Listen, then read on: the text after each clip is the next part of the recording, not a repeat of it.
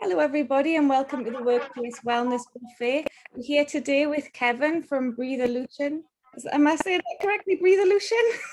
Breatheolution, yeah, not Breatheolution, Breatheolution, yeah. We're going to talk about the importance of breath, and you're going to take us through that and how that can impact on wellness for us at home and at work.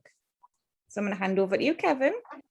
Right, okay, yeah, nice to see you all, and thanks for sort of tuning in, really. And what you're going to hear, hopefully for the next sort of half an hour, maybe a bit longer, is has the potential to change your physiology, but change how healthy you are. And it's all involved with breathing in so many ways that you could, well, there's just too many ways that it's involved. The breath is just taken for granted so much. And we've all been 9 months without breath, in the dark, in liquid, and it's the first thing we do when we come out. And it's something that we do between sort of 25 to 50,000 times a day, depending on whether you're exercising or not, or what you're doing throughout the day. But certainly it is something that we just let pass by, but it's affecting our health, our physiology, and our mental health as well, in so many ways. And it's creating a lot of dysfunction in humans just by not breathing correctly, or breathing too much through the mouth and too much upper chest.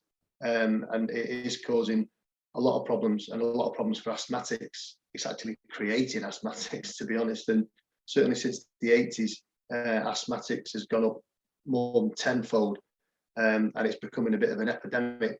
But the reason for that is because people are predominantly mouth breathing when we should all be breathing through the nose. And the nose performs 30 functions in the body. I say this quite a lot because you imagine that your nose is just for smelling and and for breathing, but it's definitely for breathing, and the mouth is not. And the mouth is not designed for breathing. We do use it for breathing, but because it's a bigger hole, it's a bigger airway, we tend to choose it because sometimes our noses are blocked, and it's just easy during exercise to get, or to think that you're getting more air in, whereas again, that could end up being a habit rather than an actual metabolic requirement. So basically, to take you through your own breath, every time you take a breath in, you take in oxygen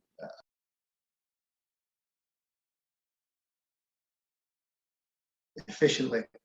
And if it doesn't do it efficiently, it can affect your health, and it can affect your mental state too, because any reduction in oxygen to the brain sort of gets you a little bit excited, and you tend to overbreathe. Sometimes even to the point where your mind thinks you're frightened because you're overbreathing so much, but you don't realize you're doing it because it's just a habit, just the same as drinking too much alcohol, or eating too much food or ice cream or whatever. It's just a habit, and it's just trying to get out of that habit. And every time you breathe, every breath that goes into the body is absolutely critical in terms of your blood acid base, how your respiratory system is working, the acidity of your blood, and how oxygenated blood is delivered to your vital organs, your brain, and every tissue in the body, every cell in the body that is reliant upon rich oxygen being delivered, so that it converts it to energy, so that we can function on a day-to-day basis. So every time you take a breath, 25 to 50,000 times a day, each one of them is important. So when I say focus on your breathing, everybody should be nasal breathing. Nobody should be breathing through the mouth. And for an example of that, I always use newborn babies. So when you watch a newborn baby, you always see the diaphragm rising, you see the tummy coming up and down, their mouths are closed generally, and they're breathing in and out through the nose, breathing diaphragmatically, and they're getting rich oxygen into the body. They're taking nitric oxide in through the nasal cavity, and their bodies are at optimum performance at that point. And then from that point, then whether it's not breastfeeding or being tongue-tied, there's loads of reasons why a child would stop nasal breathing and be more mouth breathing. Foods have a lot to answer for, and certainly sugars as well, in terms of how we're breathing. And it goes back a long way into how we've ended up with sort of crooked teeth, and even the shape of our faces, our cranial structures are affected by how we breathe.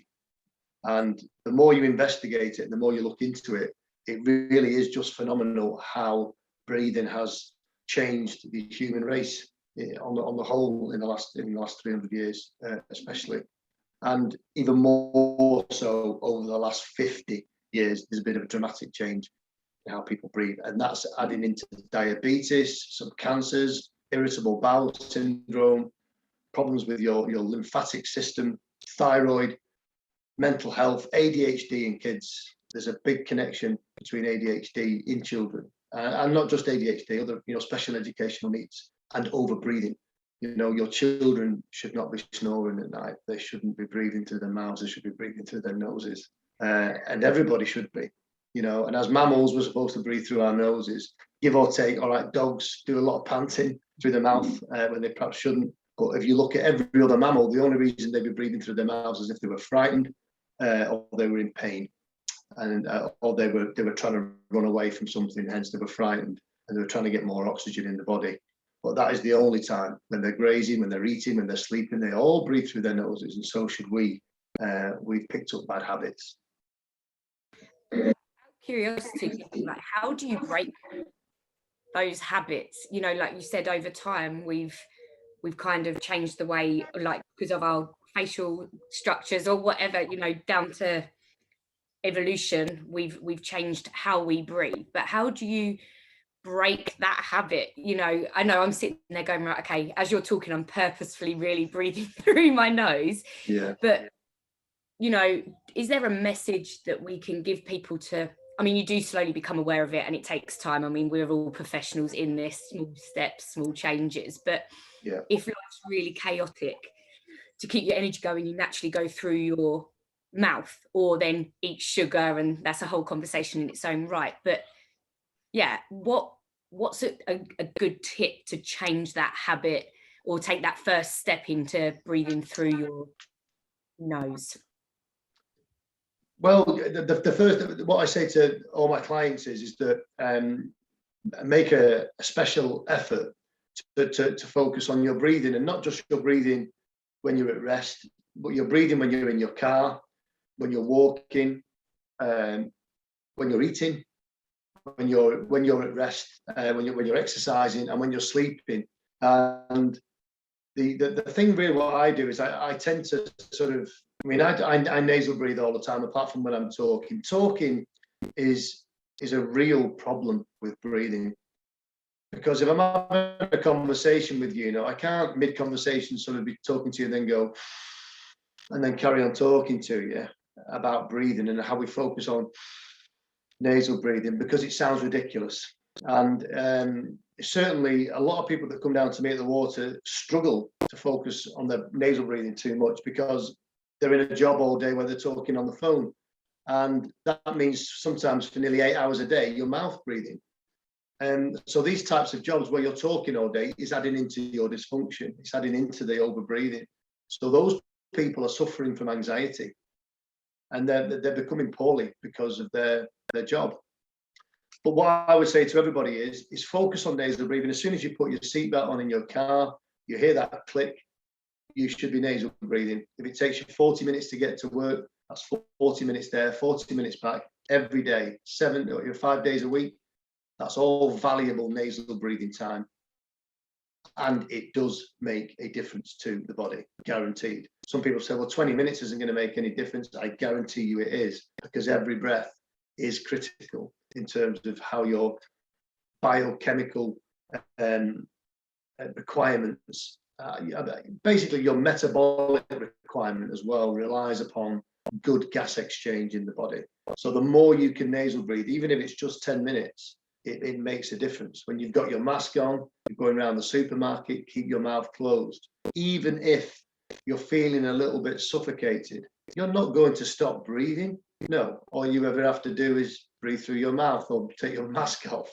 You're not going to suffocate and die in a supermarket or when you're asleep at night. Just breathe if you have to, but don't be afraid of creating some suffocation in the tummy Don't be afraid of having that diaphragmatic urge where you feel a bit of panic. It's okay.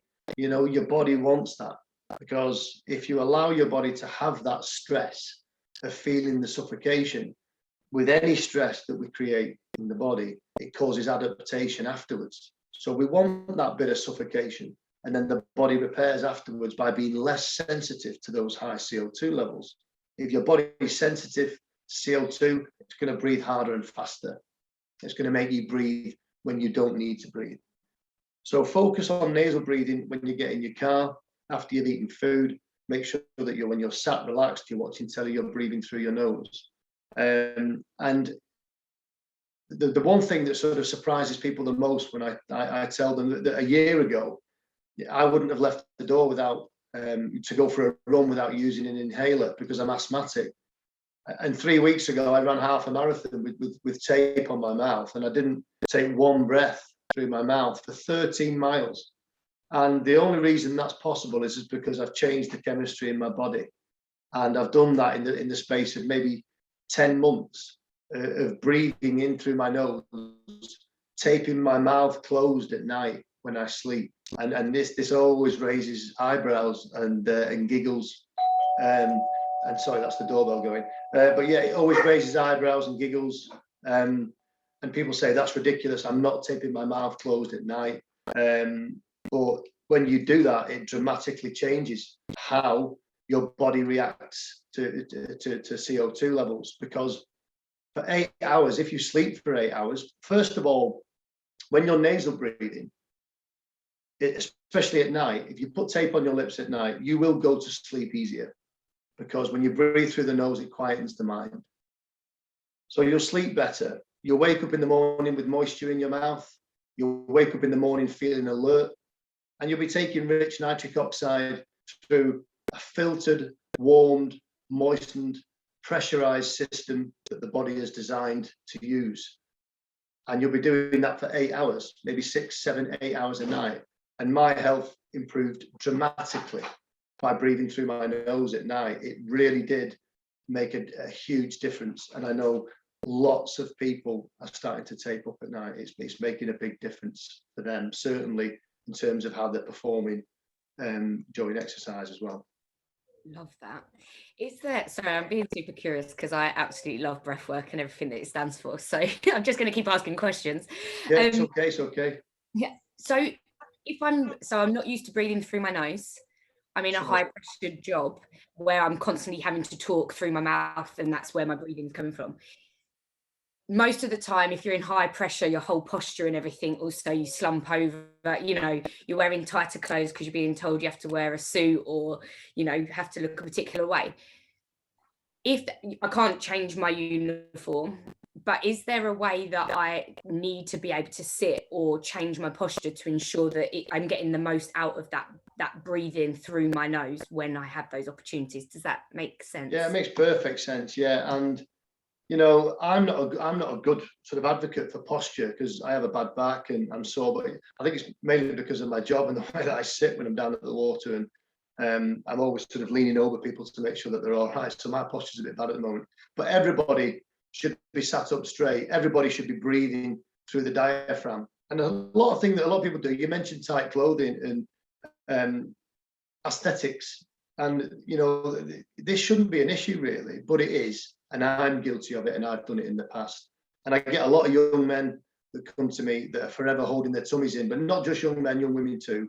They hold their tummies in when they're out drinking, they're out at the bars, they hold their posture tight, they put their chests out, they hold their tummies in. It's natural, we want to look good. But when we do that, we're not using the diaphragm. It's making us breathe up a chest because we're tightening the tummy up and it's putting pressure on. And basically, you need to let everything loose. And you need to let the diaphragm fill up. Okay, so your tummy has to come out when you expand the diaphragm. Okay, so it's difficult to try and get people to do that. They can do it indoors when they're at home and they can practice it then, but when they're out, they'll be holding the tummy in and they'll be upper chest breathing. Again, it's, it is a bit of an issue that. But certainly, if you're at work and you're sat down a lot, I would definitely say try and sit up straighter and almost as if there's a kind of a string at the back of your head and it's attached to a weight, and your head is up. Your posture should always be up, and your chest cavity should be open, and your shoulders should be a little bit back, not too far forward, but you should always be straight. And then this way, the chest cavity can expand, the lower air sacs can fill, and the diaphragm can drop all the way down to take a breath in. But more importantly, the diaphragm can come all the way back to the top when we breathe out. And a lot of people think that it's more important to think about the diaphragm as a muscle that drops, because it drops so that we can breathe. But more importantly, the outward breath, when the diaphragm sort of pushes back up, you need to take a full exhale, because this is training the diaphragm. Some scientists, some pulmonologists refer to the diaphragm as a second heart, or even the first pump, and that the heart is secondary to the body. And I find that type of thing just fascinating, because we spend a lot of time focusing on the heart and heart health.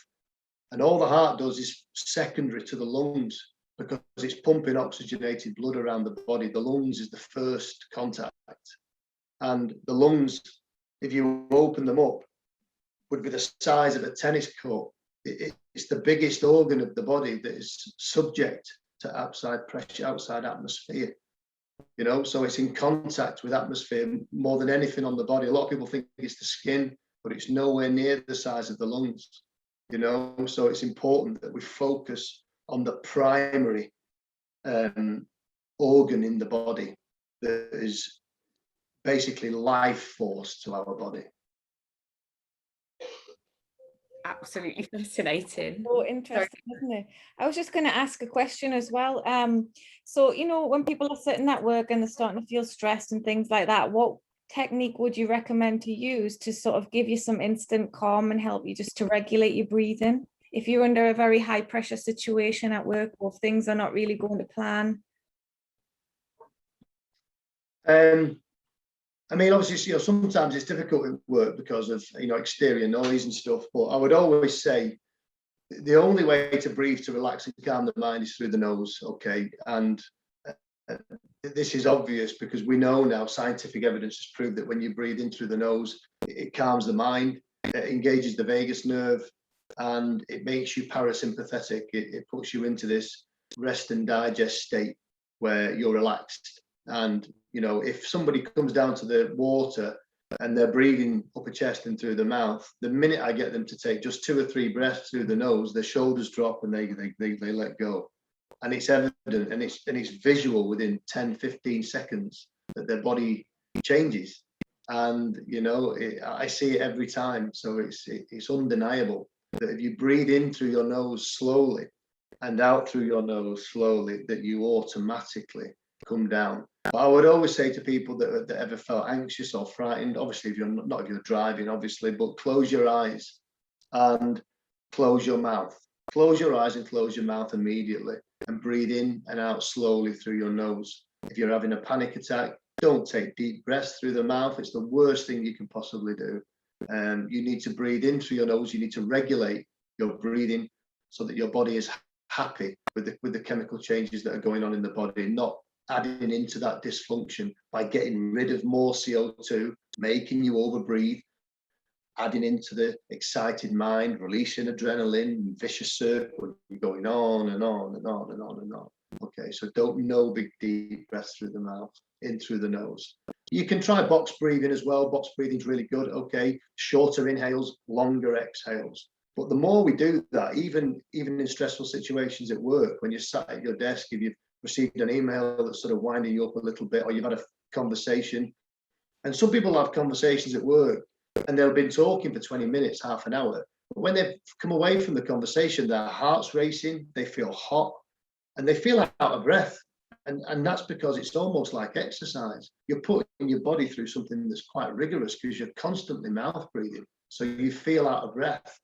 I feel a little bit out of breath now just from talking for whatever it is, half an hour. So I know I can feel it in my body. I feel hotter and I feel more uptight because I've been breathing through my mouth for just half an hour.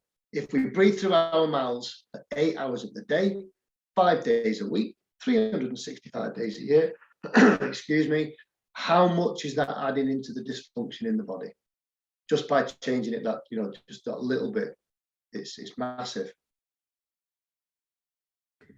That's huge. Basically, we need teams of breathing sessions prior to the start of the day. So to any managers listening, start the day with some breathing through the nose and take regular intervals, right? Absolutely, and they're starting to do that in schools now. They're starting to get kids together. Certainly my wife does it, certainly sometimes with the class that she has. She takes the children in and she gets them to breathe through their nose. It's difficult with kids sometimes, but certainly not in an office situation. And the ones that are leading the way, the big companies that are starting to lead the way, like AstraZeneca, etc., some of them are starting to do that, where they're taking their staff on board and they're having this 20 minutes where they're doing nothing but breathing and exercising. And is it increasing productivity? Of course it's increasing productivity, because people are relaxed and they work more efficiently, they're more productive, their brains are more functioning better because they're oxygenating their brains. You know, it's a given. You know, get people at work to breathe through their noses. That's amazing. No, I'm sitting here, I think it's incredible. And if people don't take that message, I mean, the whole summit, I think, is a summary of well-being. So if people don't take away just that breathe through your nose, I don't know how much clearer you can make it. I think the fact that there's scientific evidence as well, I think that we're definitely in that part of the world, aren't we, where it's always been around. We've always had to breathe, but there's now scientific evidence to show that it physically makes a difference to productivity, anxiety, emotions. Yeah, for sure. And there's loads of science now connected, and even more and more, the more studies that are being done, there's more science connected to other dysfunction, excuse me, in the body. You know, it's adding into some issues, even some cancers they think it might be attributed to dysfunctional breathing for so long. Dysfunctional breathing makes your heart rate level, and we want heart rate variability. And when we take an inward breath, your heart rate should increase, and as you breathe out, your heart rate should slow down. And that should be every time you breathe in throughout the day. Even during exercise, sometimes it should still have that same variability, which is what the body wants. And this is going to reduce cardiovascular problems, heart attacks and strokes. And it is going to improve your vascular system dramatically if you have good heart rate variability. The pump should be working up and down and up and down and up and down. It shouldn't be level. The body doesn't like level. This is why the body wants stress. And when it has stress that you're controlling, that's even more important. You know, you're controlling your breath. If your breath stresses you, if you hold your breath and it's stressing the body, it's causing adaptation afterwards. When I took you down to the water, Sarah, I got you to hold your breath for over 2 minutes, and that put stress in the body. But that stress did cause adaptation afterwards. Not only at the end of your breath session was your body low in inflammation, you'd alkalized your blood much more than it would be normally. Now, of course, you can't be like that all day long because your body wants to be a balanced pH, but certainly for a certain length of time, be more alkaline, and then let the body use that as a repair. Okay, when we put the body through any stress, exercise, cold water therapy, whatever it is that you do to put your body under stress, go into altitude, coming back down. You know, look at the statistics for people that do a lot of work up at altitude, athletes that work up at altitude, then they come down, they're smashing personal bests. It's because their bodies have had to repair. It's because their bodies have been through stress, and that is the key. Thank you very much, Kevin. That's so interesting. It's an education, isn't it? I've learned so much already just speaking to you for those 20 minutes. Lots of tips as well for people to take away with them and to use. And it's practical things as well. It's simple things that you can just be mindful of as you go about your day. So thank you for sharing all of that with us. It's much appreciated.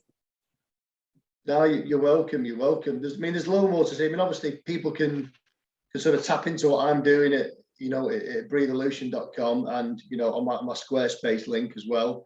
And there's going to be I'm going to be sort of releasing some videos pretty soon so that people can just, literally for the price of a cup of coffee, you can learn some of these techniques that are going to be usable every single day. And it's like anything else, it's not going to come overnight. You know, that just small significant changes each day will make a big difference. Even just sort of doing the Bolt score thing in the morning. I know we've spoke about the Bolt score, Sarah. Your Bolt score is like it's a body oxygen level test or a control pause, but it gives you an inkling, it gives you an idea of how sensitive your body is to CO2, which is the kind of result of the habit of over breathing, is that your body is sensitive to CO2, and basically what you're doing is you're over breathing beyond the requirements really of your metabolic function, and your body isn't asking for oxygen. You're just in a habit of over breathing, and it's difficult to explain this to everybody, because you say, well, you know, I'm all right and I breathe through my nose through the day, but then I snore at night, and I breathe through my mouth at night, and I breathe through my nose during the day, and then when I come to exercise I'm panting after about 2 minutes. No, you're not. You're in a habit of over breathing throughout the day when you're at rest, and so your body's in a habit of over breathing at night. Your body's in a habit of over breathing when you exercise. Okay, it's habitual. It's not a requirement for oxygen. Your body's at 97 to 99% oxygen most of the time. Okay, even when you're panting and you think you're getting in more oxygen, you're not. It's just the habit. So break the habit, and to do that, you need to nasal breathe. You need to tape up at night.